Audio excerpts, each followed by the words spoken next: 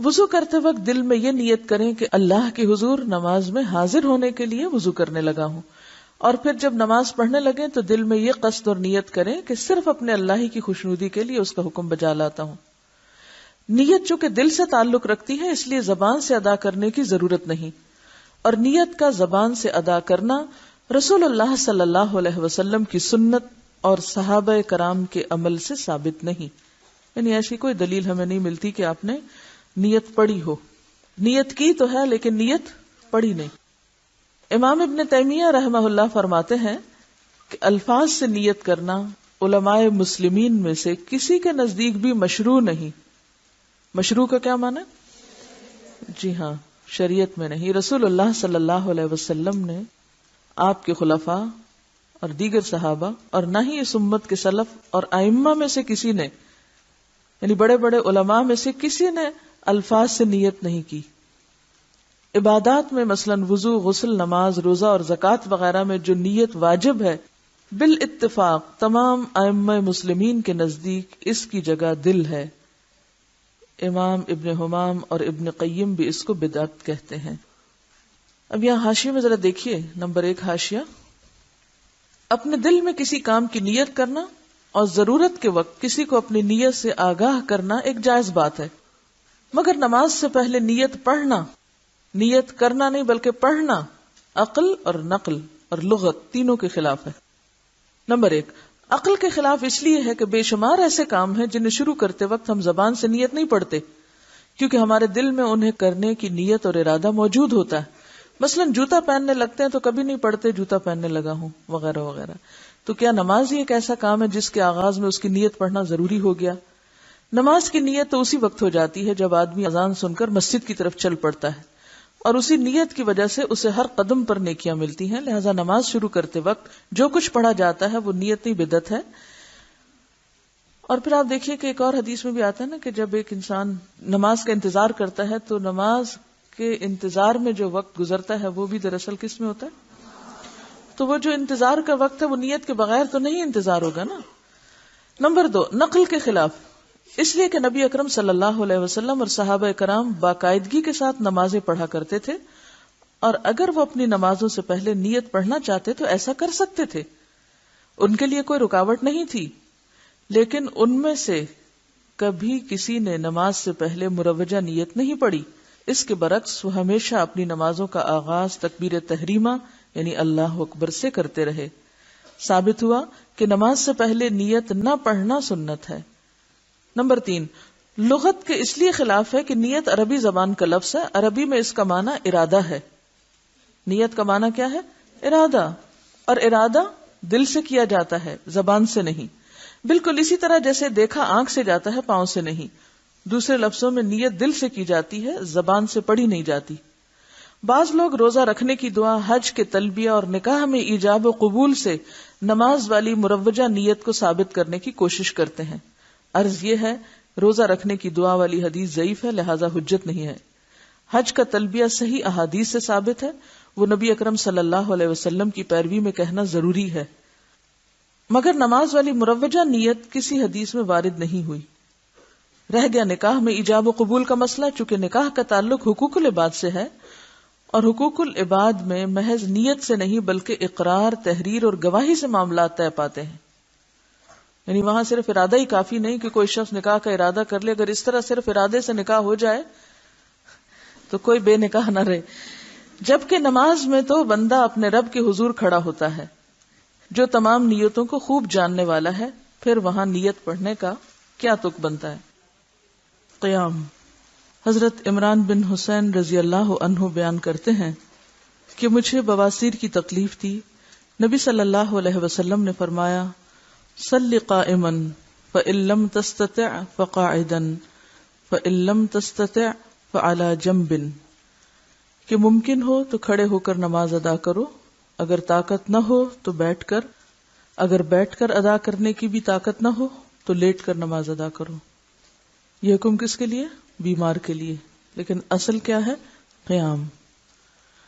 نبی صلی اللہ علیہ وسلم نے دیکھا کہ کچھ لوگ بیٹھ کر نمازیں ادا کر رہے ہیں۔ آپ نے فرمایا، بیٹھ کر نماز ادا کرنے والے کو کھڑے ہو کر نماز ادا کرنے والوں کی نسبت نصف ثواب ملے گا۔ نبی صلی اللہ علیہ وسلم کی عمر زیادہ ہو گئی تو آپ نے جائے نماز کے قریب ایک ستون تیار کرایا جس پر آپ نماز کے دوران ٹیک لگاتے تھے، یعنی پھر بھی بیٹھتے نہیں تھے، ٹیک لگا لیتے تھے لیکن کھڑے ہو کے پڑھتے تھے۔ تو اس سے پتہ چلتا ہے کہ قیام بے حد ضروری ہے۔ نبی صلی اللہ علیہ وسلم رات کا بڑا حصہ کھڑے ہو کر نوافل ادا کرتے اور کبھی بیٹھ کر، یعنی فرض نماز تو آخر عمر تک آپ نے کھڑے ہو کر پڑھی، لیکن نوافل کبھی بیٹھ کر بھی۔ جب قرات کھڑے ہو کر فرماتے تو اسی حالت یعنی قیام سے رکوع کی حالت میں منتقل ہوتے، اور جب بیٹھ کر قرات فرماتے تو اسی حالت میں رکوع بھی فرماتے تھے، یعنی اگر قیام کھڑے ہو کے ہوتا تو رکوع بھی کھڑے ہو کر، اور اگر قیام بیٹھ کر ہوتا تو پھر رکوع بھی بیٹھے بیٹھے ادا کرتے۔ ایسا نہیں تھا کہ پھر کھڑے ہو کے رکوع کر کے پھر سجدے میں جائیں۔ اور کبھی آپ صلی اللہ علیہ وسلم بیٹھ کر قرات فرماتے، جب قرات سے 30 یا 40 آیات باقی ہوتی تو آپ صلی اللہ علیہ وسلم کھڑے ہو کر ان کی تلاوت فرماتے، پھر حالت قیام سے رکوع میں چلے جاتے۔ دوسری رکعت میں بھی آپ صلی اللہ علیہ وسلم کا یہی معمول ہوتا، یعنی کبھی آپ بیٹھ کر بھی قرات فرماتے، جب 30-40 آیات باقی ہوتی تو کھڑے بھی ہو جاتے۔ تو اس سے کیا پتہ چلتا ہے کہ ایک ہی رکعت آدھی بیٹھ کے اور آدھی کھڑے ہو کر بھی ادا کی جا سکتی ہے، خاص طور پر جب طویل قیام ہو۔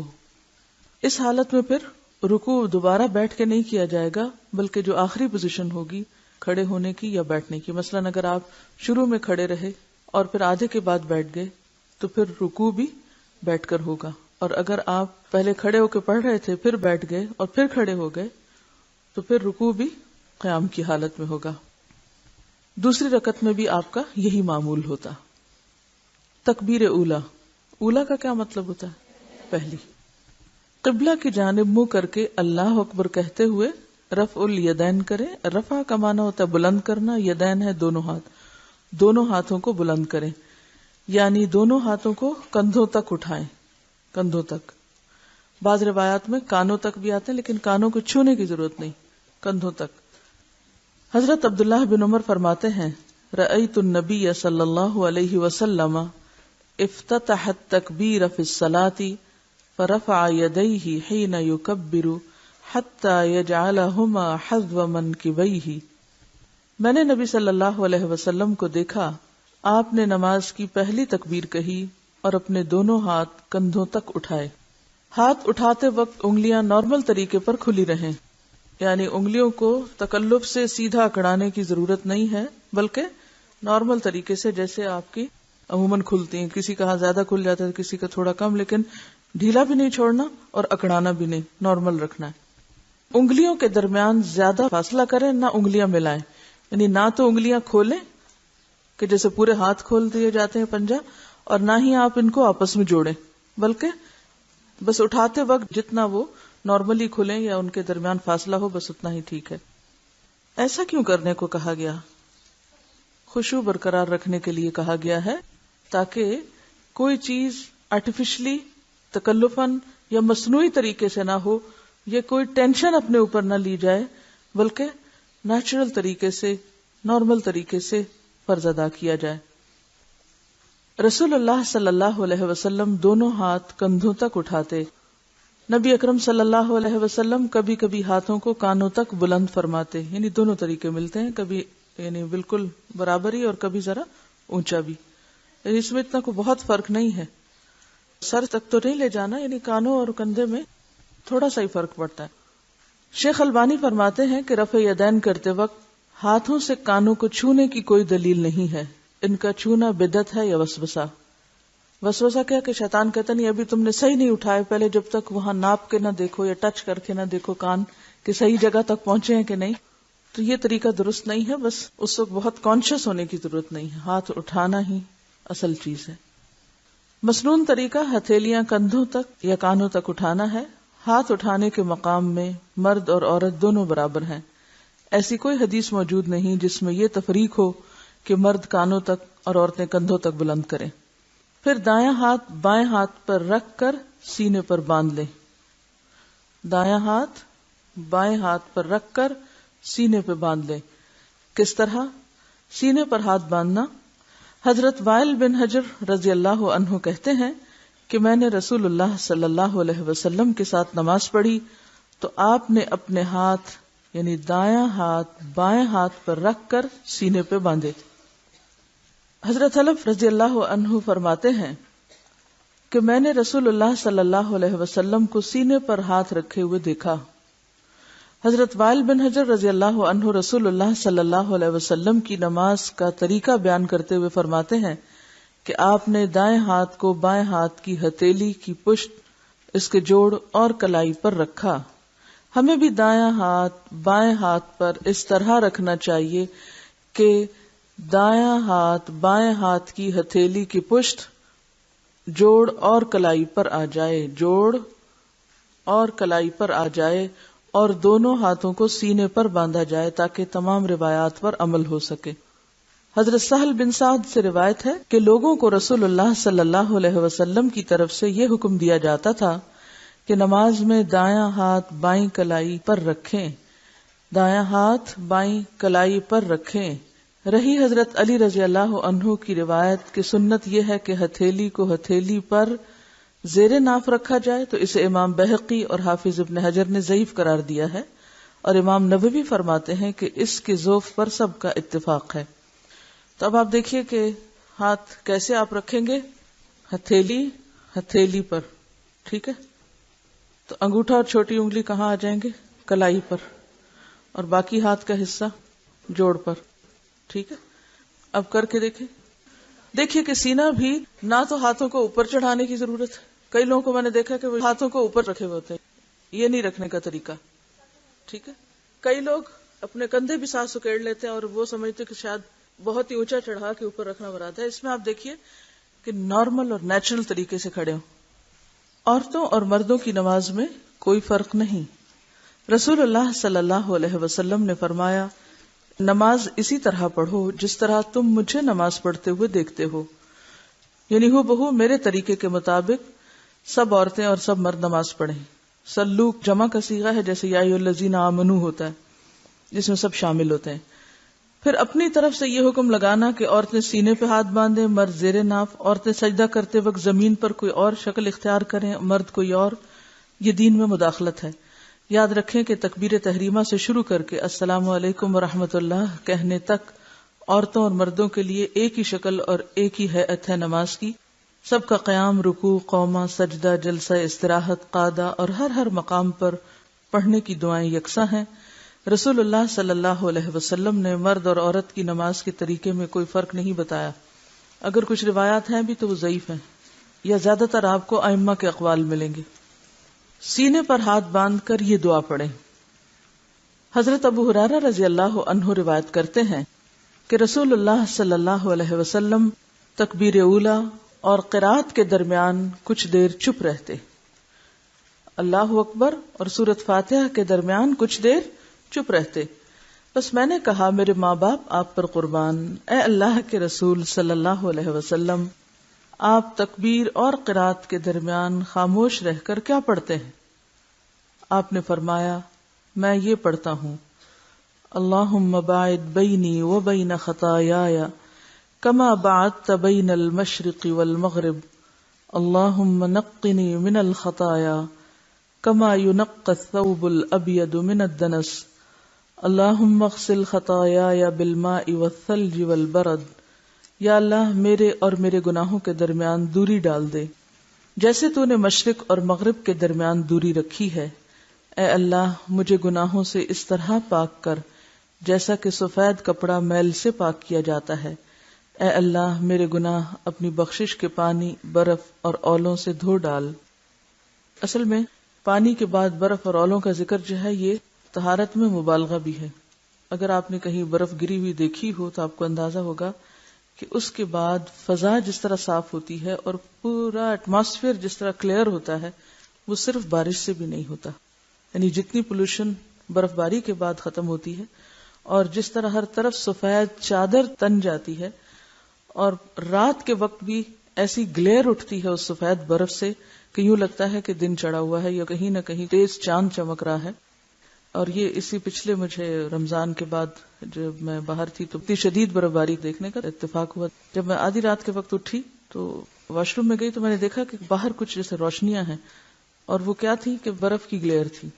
یعنی اتنی سفیدی نظر آتی ہے ایون رات کے وقت بھی کہ اس سے زیادہ پاکیزگی اور صفائی کا کوئی کانسیپٹ نہیں ہو سکتا. تو اس وقت مجھے یہ دعا سمجھ میں آئی کہ یہ کیوں کہا گیا کہ اللہ میرے گناہ پانی، برف اور اولوں سے دھو ڈال. تو یہ انتہا درجے کی صفائی کی طرف اشارہ ہے کہ جس میں ہوا بھی صاف ہو، جس میں فضا بھی، اور جس میں زمین بھی، اور ہر چیز ایک طرح سے سفید چادر سے ڈھک جائے. مثلا آپ دیکھتے ہیں آپ کارپیٹ پہ بیٹھتے ہیں تو اس پہ چادریں ڈالتے ہیں سفید. تو سفید چادر کس لیے ڈالتے ہیں؟ کیونکہ وہ صفائی میں ایک مزید صفائی کا اضافہ ہے. اور کلر سفید ہی کیوں؟ حالانکہ کوئی اور رنگ ہوتا تاکہ میل نظر نہ آتی، کیونکہ عام طور پہ لوگ کہتے ہیں نا میل خورا ہو، گندگی ہو مگر ہمیں نظر نہ آئے. اسی طرح آپ کو کیوں کہا جاتا ہے کہ سفید کپڑے پہنے؟ تاکہ وہ صفائی کا ایک احساس بھی ہو. بعض اوقات صرف صفائی کا ہونا کافی نہیں بلکہ صفائی کا احساس ہونا جو ہے وہ بھی ضروری ہوتا ہے. تو جب آپ اس طرح کی دعائیں مانگتے ہیں نماز میں تو اس سے نماز جو ہے ہی گناہوں کو دھونے کا ذریعہ، تو اس احساس میں مزید اضافے کا سبب ہوتی. اور یہ دعا صحیح بخاری میں آئی ہے. یا یہ دعا پڑھیں. رسول اللہ صلی اللہ علیہ وسلم کے پیچھے ایک شخص نے کہا اللہ اکبر کبیرہ والحمد للہ کثیرہ وسبحان اللہ بکرۃ واصیلا. اللہ سب سے بڑا ہے، بہت بڑا، ساری تعریف اسی کی ہے، وہ ہر عیب سے پاک ہے، صبح اور شام ہم اسی کی پاکی بیان کرتے ہیں. یہ سن کر رسول اللہ صلی اللہ علیہ وسلم نے فرمایا کہ اس شخص کے لیے آسمان کے دروازے کھول دیے گئے ہیں. یعنی ایک شخص نے یہ دعا پڑھی تو آپ نے کیا فرمایا کہ اس کے لیے آسمان کے دروازے کھول دیے گئے ہیں. حضرت ابن عمر نے فرمایا جب سے میں نے رسول اللہ صلی اللہ علیہ وسلم سے یہ بات سنی ہے میں نے ان کلمات کو کبھی چھوڑا نہیں. اور ہم میں سے کسی نے کبھی یہ کلمات کیوں؟ پتہ ہی نہیں. جہالت نعمت ہے، نعمت ہے نا. کتنی بڑی خیر سے ہم بعض اوقات محروم رہتے ہیں لا علمی کی وجہ سے. یہ صحیح مسلم کی روایت ہے. ہم سمجھتے ہیں ہم بہت کچھ پڑھ چکے ہیں، بہت کچھ جان چکے ہیں. اس کلمے کو ادا کرنے میں کتنی دیر لگتی؟ کچھ بھی ٹائم نہیں لگتا. بعض اوقات آپ جلدی میں بھی ہوتے ہیں اور پہلی دعا یا جو آگے آ رہی وہ نہیں بھی پڑھیں تو یہ آپ دیکھیں مختصر ترین بھی ہے اور فائدے میں مؤثر ترین ہے. یا یہ دعا پڑھیں سبحانک اللہم و بحمدک و تبارک اسمک و تعالی جدک ولا الہ غیرک. اے اللہ تو پاک ہے، ہم تیری تعریف کے ساتھ تیری پاکی بیان کرتے ہیں. تیرا نام بڑا ہی بابرکت ہے، تیری بزرگی بلند ہے، تیرے سوا کوئی معبود نہیں. یہ ترمذی کی روایت ہے. پھر یہ پڑھیں اعوذ باللہ السمیع العلیم من الشیطان الرجیم من ہمزہ ونفخہ ونفثہ. اللہ کی پناہ مانگتا ہوں جو ہر آواز کو سننے والا اور ہر چیز کو جاننے والا ہے، مردود شیطان کے شر سے، اس کے خطرے سے، اس کی پھونکوں سے اور اس کے وسوسے سے. کتنی خوبصورت دعا ہے، کتنی خوبصورت طریقے کی پناہ مانگی گئی ہے. اعوذ باللہ السمیع العلیم من الشیطان الرجیم من ہمزہ ونفخہ ونفثہ. بسم اللہ الرحمن الرحیم. الحمد للہ رب العالمین الرحمن الرحیم مالک یوم الدین ایاک نعبد و ایاک نستعین اہدنا الصراط المستقیم صراط الذین انعمت علیہم غیر المغضوب علیہم ولا الضالین آمین. اللہ کے نام سے شروع کرتا ہوں جو نہایت رحم فرمانے والا بے حد مہربان ہے. ساری تعریف اللہ کے لیے ہے جو تمام مخلوقات کا رب ہے، بے حد رحم کرنے والا، بے حد مہربان ہے، بدلے کے دن کا مالک ہے. اے اللہ ہم تیری ہی عبادت کرتے ہیں اور تجھی سے مدد مانگتے ہیں. ہمیں سیدھے راستے پر چلا، ان لوگوں کے راستے پر جن پر تو نے انعام کیا، جن پر غضب نہیں کیا گیا، جو گمراہ نہیں ہوئے. حضرت انس رضی اللہ عنہ فرماتے ہیں کہ رسول اللہ صلی اللہ علیہ وسلم حضرت ابو بکر اور عمر رضی اللہ عنہ قرات الحمد للہ رب العالمین سے شروع کرتے. یعنی اعوذ باللہ اور بسم اللہ نہیں پڑھتے تھے بلکہ ڈائریکٹ سورۃ الفاتحہ سے شروع کرتے. حضرت انس کہتے ہیں کہ میں نے رسول اللہ صلی اللہ علیہ وسلم، ابو بکر، عمر اور عثمان کے پیچھے نماز پڑھی، وہ بلند آواز سے بسم اللہ نہیں پڑھا کرتے تھے. ٹھیک ہے، یعنی دل میں پڑھتے تھے. آپ بسم اللہ الرحمن الرحیم سرن یعنی آہستہ پڑھتے تھے. امام ابن تیمیہ فرماتے ہیں کہ حدیث کی معرفت رکھنے والے اس امر پر متفق ہیں کہ امام کے لیے بسم اللہ زور سے پڑھنے کی کوئی صریح روایت نہیں ہے، لیکن اگر ہم اپنے دل میں نماز پڑھ رہے ہیں تو اعوذ باللہ بسم اللہ سب پڑھیں گے. اگر نماز میں جمائی آ جائے تو اسے حد الوسع روکیں، نہ رکے تو منہ پر ہاتھ رکھیں اور آواز بلند نہ کریں، کیونکہ جمائی لیتے وقت بلند آواز کرنا جو ہے وہ نماز میں خلل کا ذریعہ ہے. یہ جو دعائیں آپ نے پڑھی ہیں ان کو ذرا ایک دفعہ دوہرا لیتے ہیں. اللهم باعد بيني وبين خطاياي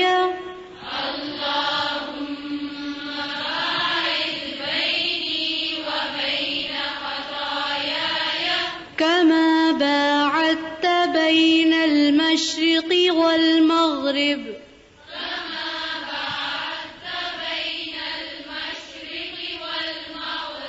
اللهم نقني من الخطايا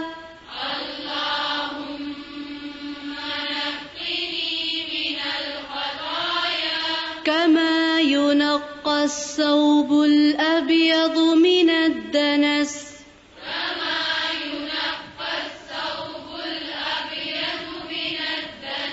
اللهم اغسل خطاياي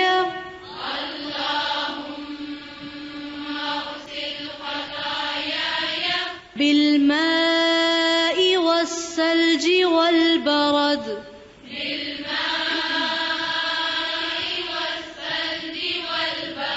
سبحانك اللهم وبحمدك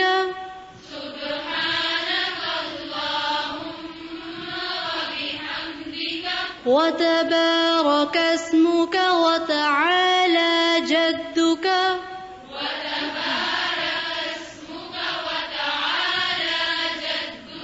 ولا إله غيرك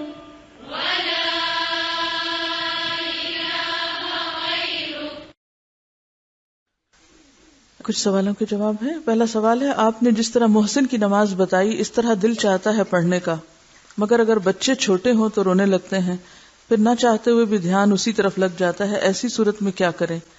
ایسی صورت میں آپ کا اولین فریضہ ہے کہ بچوں کا خیال رکھیں. آپ دیکھیں کہ ایک ہوتی ہے کون سی سچویشن، وہ کن کے لیے ہے؟ جن کے بچے چھوٹے نہیں. تو یہاں میرا خیال اکثریت تو نہیں کہ بیٹھی ہوئی ہے جن کے پاس چھوٹے بچے نہیں. ہاں یہ الگ بات ہے کہ انہوں نے اپنے لیے اور کئی کھیل کھلونے رکھے ہوئے ہیں جن میں مشغولیت کی وجہ سے وہ نماز کی طرف پوری توجہ نہ کریں. اور اب دیکھیے کہ بچوں کا چھوٹا ہونا اور عورت کا ان ساری کیفیات سے گزرنا یہ بالکل ایک نیچرل سی چیز ہے، اور اللہ تعالیٰ کو سب معلوم ہے کہ کون کس حالت میں ہے، کس کیفیت میں ہے. ایون بچے چھوٹے بھی ہوں تو ایسا نہیں ہوتا کہ سارا وقت بچے جاگ ہی رہے ہوں. مثلاً آپ جب وہ سو جائیں پھر عشاء کی نماز پڑھ سکتے ہیں، یا فجر کی، یا تہجد کی، یا دن میں کسی وقت، کیونکہ ہمیشہ بچے ایک حالت میں نہیں رہتے، بچے بھی ایک حالت سے دوسری حالت میں چلتے چلے جاتے ہیں. اور جب ایسا وقت ہو کہ بچے واقعی بہت چھوٹے ہیں اور بہت پریشان کن حالات ہوں تو پھر اللہ تعالیٰ جانتا ہے کہ کون کس مشکل میں ہے. لا یکلف اللہ نفسا الا وسعہا. لیکن ہمیں ہمیشہ عذر نہیں، کیا تلاش کرنا ہے؟ عزیمت کی راہیں اختیار کرنی ہے. ساری مشکلات کے باوجود اپنے لیے بہتری اور ترقی اور آگے بڑھنے کے راستے ہی دیکھتے چلے جانا ہے. ٹھیک ہے. اگلا سوال ہے، میں گورنمنٹ اسکول میں جاب کرتی ہوں، چھٹی 1:30 بجے ہوتی ہے جبکہ قریبی مسجد میں اذان 1:45 بجے ہو جاتی ہے. کیا میں اسکول میں اذان کے فوراً بعد نماز پڑھ سکتی ہوں؟ اس سے اسکول کے وقت میں امانت میں خیانت تو نہ ہوگی؟ کیا جواب دیں گے؟ اگر تو آپ کلاس نہیں لے رہے اور کوئی ایسا کام بھی نہیں ہے اس وقت، بعض اوقات اسٹاف محض گپ شپ کر رہا ہوتا ہے اسٹاف روم میں، اور چونکہ چھٹی کے وقت قریب ہے تو اس وقت بیٹھ کے کوئی آفس کا ورک بھی نہیں، کوئی ہوم ورک کی کاپیاں وہ آپ گھر لے جا رہے ہیں، تو گویا وہ کام جو آپ اسکول میں کر سکتے تھے وہ آپ گھر پہ لے جا رہے ہیں، اور گھر کا وقت جو ہے وہ اسکول کے وقت کو دے رہے ہیں، تو اس صورت میں آپ ادلا بدلا تھوڑا سا اگر کر لیں تو کوئی حرج نہیں، کیونکہ بہرحال اول وقت میں نماز جو ہے وہ افضل ہے. یعنی یہ صرف اس صورت میں ہے کہ جب آپ سمجھتے ہیں کہ اس وقت کا جو کام ہے وہ میں چھٹی کے بعد بھی کر سکتی ہوں. لیکن اگر آپ اس وقت کلاس لے رہے ہیں تو آپ یہ نہیں کر سکتے کہ آپ کلاس چھوڑ کے پہلے اول وقت میں نماز پڑھنا شروع کر دیں اور پھر بعد میں آ کے کلاس لیں، کیونکہ اس سے بچوں کا نقصان ہوگا. یا کوئی میٹنگ چھوڑ دیں یا کہیں ڈیوٹی چھوڑ دیں، مثلا آپ ریسپشن پہ کھڑے ہیں یا کہیں بھی، تو یہ طریقہ درست نہیں ہوگا. سمجھ گئے؟ اگر آپ سمجھتے ہیں کہ چھٹی کے بعد جب آپ کا گھر بہت دور ہے اور آپ کی قضا ہو جائے گی نماز، تو آپ فرض پڑھ کے نکلیں. فرض پڑھنے میں کتنی دیر لگے گی؟ another 10 minutes. میرا نہیں خیال کہ ہم 10 منٹ سے زیادہ 4 رکعت میں لگاتے ہوں. اور یہ تو ہر شخص کا انڈیویجول فریضہ ہے نا، اس کو حفاظت کرنی ہے نا اپنی نماز کی، اس کو بھاگ دوڑ کرنی ہے کہ میں زیادہ زیادہ بہتر طور پہ پڑھ لوں. اب اگر ایک شخص صرف یہ بہانہ کرے وہ بہت واش روم کی لمبی لائن ہے لہٰذا میں تو اب اس وقت یہ کر رہا ہوں، نہیں، آپ کو پتا ہونا چاہیے کہ آپ نے اس کا بندوبست کیسے کرنا ہے. اگر ایک جگہ لائن لمبی ہے تو دوسری جگہ چلے جائیں. عام طور پر میں نے دیکھا ہے کہ لوگ جو واش روم میں بھی جاتے ہیں تو 5-6 بھی ہیں نا تو سارے پہلے پہ ہی کھڑے ہو جائیں گے، تھوڑا سا آگے بڑھ کے وہ آخری تک نہیں جائیں گے. تکلیف نہیں ہم کرنا چاہتے، عقل استعمال نہیں کرنا چاہتے کہ میرے وقت کی بچت کہاں سے ہو سکتی ہے. ہم صرف یہ بہانہ کر دیتے ہو چونکہ لائن لمبی ہے اس لیے میں نماز لیٹ پڑھ رہی ہوں. جب تک ہمارے اپنے اندر تقویٰ نہیں آئے گا، جب تک اندر فرقان نہیں آئے گا، جتنی مرضی سہولتیں ہو جائیں ہم پھر بھی افضل درجے کا کام نہیں کر سکیں گے. بہت سی چیزیں ہم دوسروں پہ ڈال دیتے ہیں، چونکہ یہ چھٹی دیر سے دیتے ہیں اس لیے ہماری نماز لیٹ ہوتی ہے، تو پھر یہ ذمہ دار ہیں ہم نہیں، آپ خود بھی ذمہ دار ہیں کہ آپ اس وقت کو پھر اور کتنے بہتر طریقے سے استعمال کر سکتے ہیں. اور اگر کہیں رکاوٹ آ رہی، خلل آ رہا ہے تو اس کو دور کرنے کے لیے بھی اللہ نے عقل دی، اس کو بھی دور کرنا چاہیے. لیکن نماز تو بہرحال نماز ہے، فریضہ ہے. سبحانک اللہم و بحمدک نشہد ان لا الہ الا انت نستغفرک و نتوب الیک.